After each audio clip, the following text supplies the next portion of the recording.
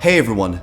Behind me is the electric bike I've been using for over 6 months now. This is the Rize Blade. It was sent over to me from Rize to check out, and I've ridden this bike through almost every single season. Throughout the fall, the cold winter months here in Toronto, the spring, and now the summer. And honestly, this bike is one of my favorite pieces of tech ever, and I use it almost every single day.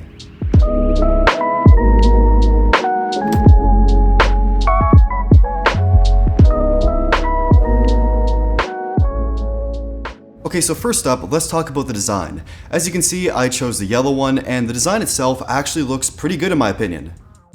And for an e-bike in this style, it's very slim, agile, lightweight, and just easy to bring around and ride.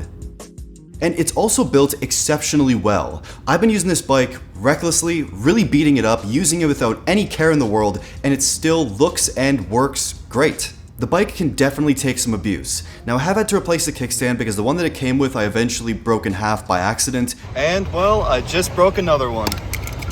Nice. I've had to tighten some bolts here and there, and eventually, probably in a couple months, it will need some new brake pads to replace the current ones, which are wearing down a little bit. But besides all that, everything else here with this bike after many months still works and looks great. The tires here are 4 inches thick, they're from 𝘾𝙤𝙩, and they have puncture resistance. And there's also some pretty solid treads on these tires as well to grip terrain, whether it's the road, maybe a bit more muddy conditions, the grass, sand even. The bike can handle almost all terrain very well, even the snow.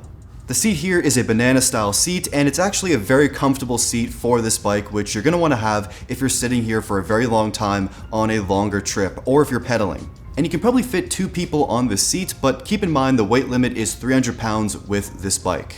The bike also comes with solid front and rear lights, but I did actually replace the front light with a much bigger one that's a bit brighter and also I think just looks better on a bike like this, because the one that comes in the box is actually pretty small and it's just okay. The bike also does come with a rear rack included in the box, which is a great accessory to have if you feel like using it for additional storage, adding a milk crate. It's just nice to have it included versus having to pay for it as an additional accessory.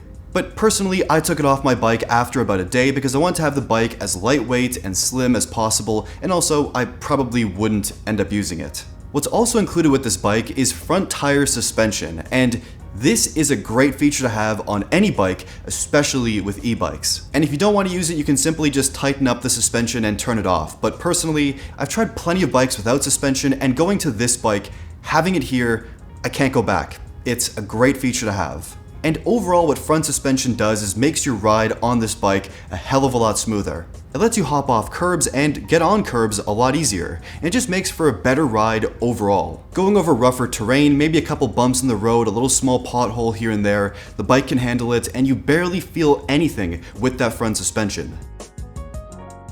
Now going up top to the large, nice padded handlebars, we have the LCD display, which is adjustable, it's easily viewable outdoors, and shows information like the speed, total kilometers, different modes you're on, and other ride info. Next to it, we have the Shimano 7-speed shifter, and opposite that, the thumb throttle. Okay, so that's like a basic overall view of the bike itself, but now let's talk about the fun part, the ride. So there are a few different ways you can actually ride this bike. The first way is just as a regular bike. If you don't turn the bike on, you can just pedal it as you normally would, and it works as a bike. And it's a decent to pretty good ride. Now, of course, because you have the battery and all these other components, the bike is a hell of a lot heavier than just like a regular road bike or a city bike. So you have to put in a bit of extra work, but besides that, it's doable, it's a good ride, I don't mind pedaling if I have to. Then when you do turn on the bike, you have pedal assist. So when you start pedaling, the bike helps to boost you a little bit forward, helps you go a little bit faster, you don't have to put in as much work, and going up hills, you're not going to be stressing and straining, the bike helps you out. What makes this e-bike special, and this category of e-bikes in general, is the ability to use the full throttle mode with this bike, and it is a wonderful experience. So when you put your thumb down on the trigger, the bike immediately jumps forward, and if you hold it down, you just start flying. It is incredibly responsive and instant, and the bike immediately gives the gas or electricity to help you go forward. And out of all the e-bikes I've tried so far, this one feels the most responsive and most powerful. This is only the 500 watt version. There's also a 1000 watt version, which no doubt feels even more incredible. Out of the box, the bike goes up to 32 kilometers an hour, which is 20 miles per hour. But if you unlock the bike like I did, which is incredibly easy, I've gotten the bike up to 45 kilometers an hour, which is 28 miles per hour. And that's pretty quick on this bike. Like if you have to make a quick decision, a quick turn, hop out of the way, the bike throws all that power at you right there. You can make some really fast moves if you have to. And I guess it also helps that the brakes feel very responsive on this bike as well. So overall here, this is a very safe, consistent, smooth ride experience where you feel like you have full control and you're kind of like one with the bike, if that makes any sense. So these have all been kind of technical points about this bike. And besides getting from point A to point B pretty practically with this bike, it's also just a lot of fun.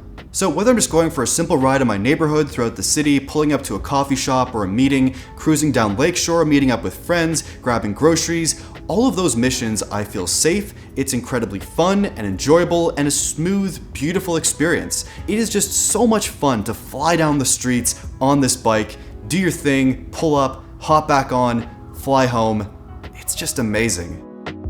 Another interesting point that I've discovered after riding this bike for so many months is that it's basically a cheat code to the city. And what does that mean? Well, with this bike, you avoid all the pitfalls and negatives of getting around a busy city. Whether it's a car, public transit, city bike, or an Uber, you avoid almost all of those problems.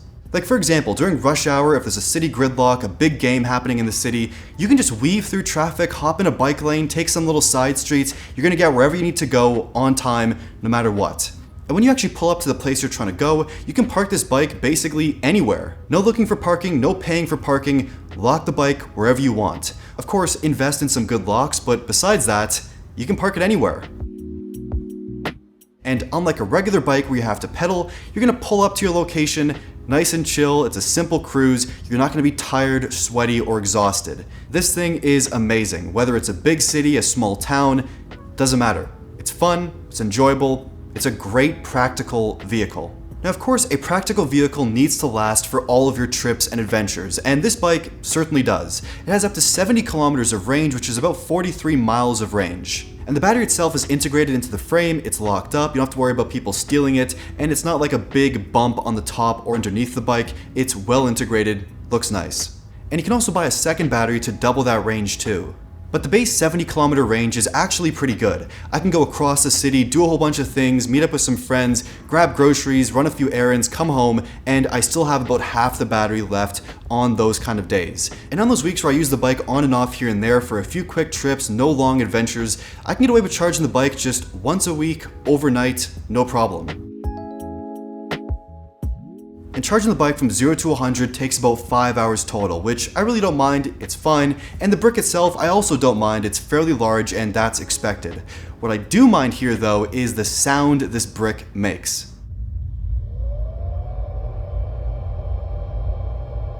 The charging brick has a fan built in to keep it cool while you're charging, and it is a fairly loud fan if you live in a small space like I do.